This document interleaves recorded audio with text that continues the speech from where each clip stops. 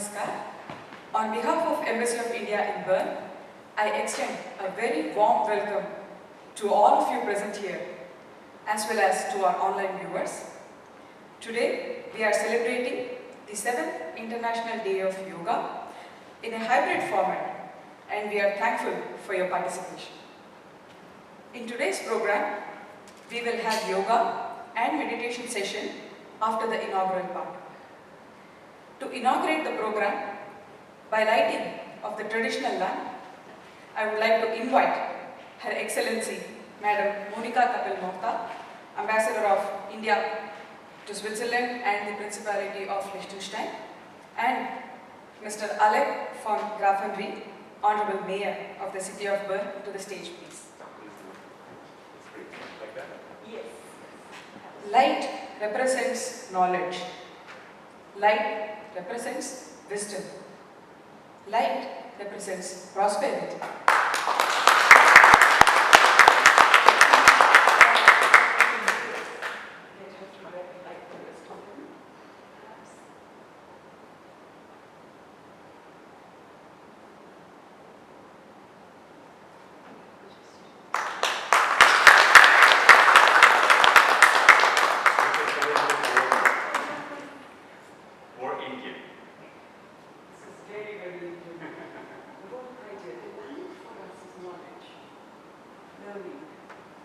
Namaskar. Honorable Mayor of the City of Berne, Mr. Alec von Grafenried, dear online viewers, and all the friends who are present here on this very important occasion for us. I convey my greetings to all of you and hope that all of you are keeping safe and healthy in these most unprecedented times. I'm delighted to host this event along with the Honorable Mayor of Berne as our guest of honor to mark the celebration of the 7th International Day of Yoga. As you're aware, 21st June has a special significance to our health and well-being, as this day was declared as the International Day of Yoga by the United Nations General Assembly by adopting a resolution in 2014. Since then, the international community has been celebrating the International Day of Yoga with great enthusiasm, and today millions and millions of people across the globe have transformed their own lifestyle by adopting yoga practices and enjoying its numerous health benefits. Yoga practices have also become very popular in Switzerland, and we have witnessed an overwhelming participation in yoga-related events, even those organized by the Embassy of India. Due to the pandemic, we have been forced, and it was a very conscious decision that we took, to limit the numbers of persons present in different events, and also to limit the number of events across the country in terms of physical participation. So we encourage everybody to celebrate the spirit of the International Day of Yoga by practicing yoga from home. We have also been organizing several interesting online activities to promote awareness and help people learn various yogic practices, yoga asanas, exercises, and also meditation. All this we have been doing online, and I commend my entire team that has spent a lot of effort and time in organizing these activities. Dear friends, yoga and Ayurveda are two ancient and valuable gifts that India has given to humanity. Yoga unites our mind, body and soul, whereas Ayurveda is practiced as the ancient science of natural, holistic healing.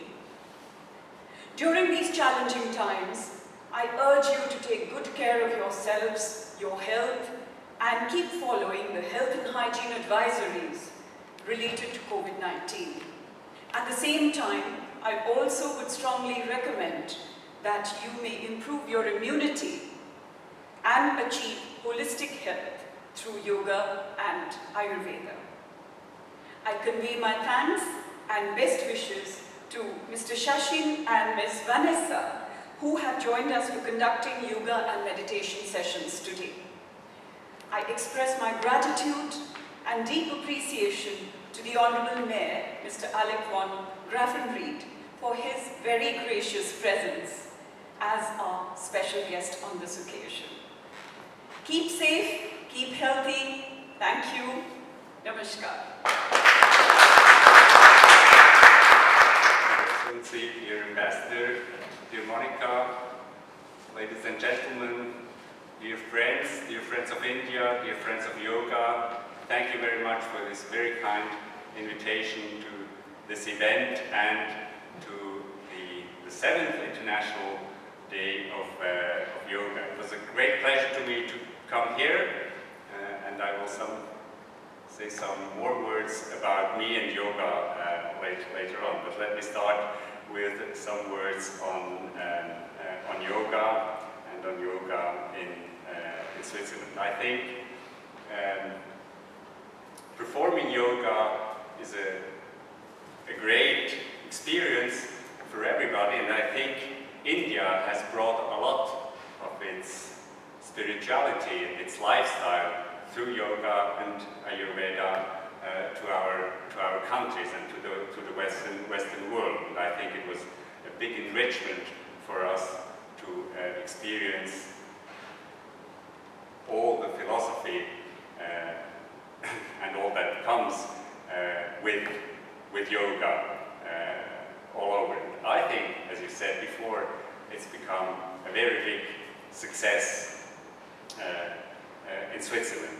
And too bad that these days we cannot practice yoga as it was used to, as it was thought to be practiced collectively, together, maybe in a big space, but that we have to do it individually and that we have to do it online. And I think it's very good to have all those online events, but it's not the real thing. I think you agree. The real thing is really to have it together, to practice something collectively. Even if it's a journey to the inside, if it's a very individual journey for each and everybody to practice yoga and to meditate. It's something completely different if you do this together and in collectivity. And it's a very precious sign that today's challenges we can only achieve them if we work together and if we practice together. So there's if I say that yoga is very successful in Switzerland, this is true, but this is not true for everybody. I have many friends that practice yoga, and I could name you a dozen like that, but it's mainly female, it's women who practice a lot of yoga. And I am not very sure whether I could tell you one or two or three male persons. Men are a little bit hesitating, and well, I'm asking myself, why is that? Well, I didn't ask myself, but I asked my hairdresser, and she said she didn't practice yoga because it was not enough action, and she said things maybe for men they can't see the action behind yoga. Maybe this is a kind of the truth. But I think we have still some way to go and some work to do, also to activate men more into into yoga. Maybe we should plan the 8th International Day of Yoga, really having a big public event and having some good examples also of male and female together to show how collectively yoga can be practiced. Maybe in public public, maybe we can make an old dream come true and have a big public space in all Swiss cities with practicing yoga, and to celebrate the International Yoga Day as it was thought to be. Thank you very much for your effort. Thank you very much for your invitation. Thank you everybody very much for all that you do to promote yoga and promote health, public health in Switzerland, but also in the world. I think it's a very precious effort and I appreciate it a lot. So thank you for inviting me, and I wish you a wonderful International Yoga Day.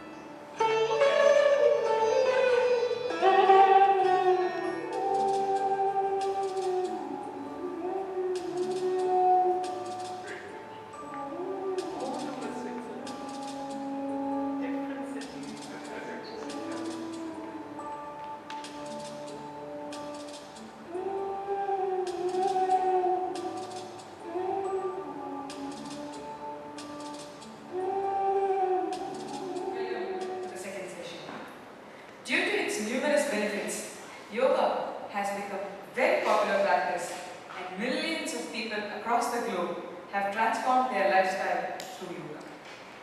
We have with us Mr. Sachin Garash, who is an accomplished yoga guru from Neuchâtel.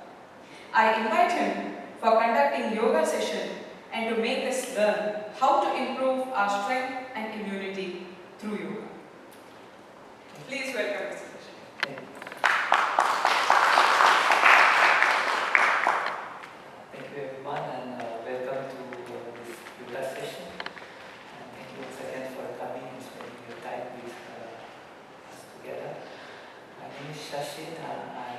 I live and give yoga courses in Neuchâtel, and of course I grew up in India, like most of you know. And yeah, we have a very short session of yoga, and I would like to start with the Yoga Sutras of Patanjali, the one who wrote the sutras 500 years back, 500 BC before Christ. And the first line, he says that At Yoga Anushasanam Yoga Chitta Priti Nirodha. It could be start with that sutra we all sing together, and I'll explain the meaning to you. So you can repeat after me. The first line is Ataha Yoga Anushasana, which means Ataha means now. Yoga Anushasana is the discipline of yoga. The Patanjali, a short introduction about him. He was the one who compiled the knowledge of yoga, and he wrote the sutras together. And Patanjali, we can say he was not a poet, he was not a writer, he was a scientist in the spiritual world. So that's why he says yoga is a discipline. It's not a religion, it's a discipline like chemistry, like maths, like science. So science doesn't belong to any religion, it is a discipline which is open for everyone. And it's a very scientific approach to spirituality. That's a very rare combination of science and spirituality coming together, and that is what yoga he brought about. So in the first line he says, now is the discipline of yoga. And second line, you can repeat after me, is Yoga Chit Vritti Nirodha. Yoga Chit Vrit Nirodha. Yoga, as you call in Western world yoga, Chit Vrit Nirodha means the cessation of mind. The mind he means is the thoughts, the moments of thoughts. And if you classify thoughts, they are either past or either about the future. So there is always movement. The mind is moving either to past or to future. Always there is a movement. That's the Chit Vritti, the movement of the mind. And he says yoga is the cessation of that moment. So where the mind has to be? The mind has to be in the present moment. And that's the art of yoga, to bring your mind to present moment, maximum time, like maximum percentage of your day to be in the present moment. Yes, past and future is required, but not all the time. Maybe some time, 5-10% you need to plan, you need to learn and all. But the way to go is in the middle, where past and future, they are meeting. There is a small point that is called present. And he wants you to walk in that present moment. And reason if you walk in that present moment, the miracle is your past and his future both are taken care of, because it's the meeting point of both. So yoga is not about a more flexible body. You can put your hands, legs like this. No, this is just using the body and your breath to reach the mind. So that's we all try to do right now as much as we can, to be in the present moment for half an hour and to enjoy. And if you have looked back to the times you have enjoyed the most were the times you were in the present moment. You were not thinking about future and past. So that's the secret how to enjoy life. So for half an hour I invite you to please be in this present moment. Your phones aside, that's a very helpful thing, and you can keep your work behind, house behind, and stay with your body, stay with your breath, reach the mind, and be in the present moment. So we all do it together. We start with a chant of open the chest, and exhale, release. Continue. Go. Raise the hand. Inhale. Look at the right hand. Exhale. Stretch. Just turn the head. Inhale. Look at the sky. Open the chest. Again, stretch the hand. Exhale. Again, we continue. Inhale. Stretch the hands. Look at the left hand. Exhale. Again, open the chest. Inhale. Turn the head. Look at the sky. Stretch the hand, exhale. Again, stretch the hands in the air. Inhale. Touch the earth and the forehead to the knee. Exhale. Again. And exhale.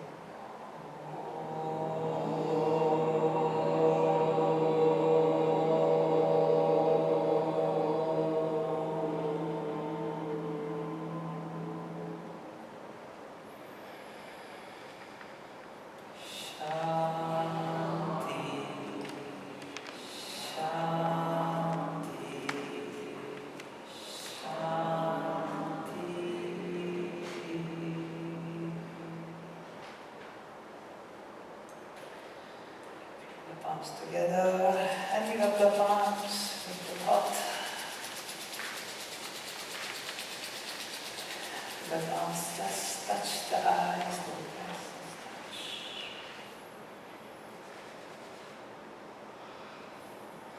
And we touch the Mother Earth, thanking you for this precious day. And we say namaste to everyone inside today. To your neighbors too. Namaste. Thank you. Wish you a nice day and now after this wonderful yoga session, we will have the chance to go into meditation. As explained before, our mind is constantly running between the past and the future. And the present moment is a holy and precious. And meditation helps us to inquire in this present moment. And that's what we will do right now. So just sit comfortable so that you feel fine for the next 10-15 minutes just to sit. If you need a backrest, you can also help yourself with the wall, whatever is good for you. Then you can put your hands on your thighs, hands are facing the ceiling, and you can close your eyes. Take a long, deep breath in, and breathe out. With a light smile on your face, take another long, deep breath in and breathe out. Now imagine that you're having a basket in your right hand and a basket in your left hand. And now you will observe your thoughts. And whenever there's a thought about the past, you put it into the left basket. And whenever there's a thought about the future, you will put it into the right basket. And if a thought occurs about the present, you just let it be. Take another long, deep breath in and breathe out. Thank you, Ms. Vanessa. It was a great experience for us all. With this, we come to the end of our program. Embassy of India wishes you all good health and happiness. Thank you once again, ladies and gentlemen.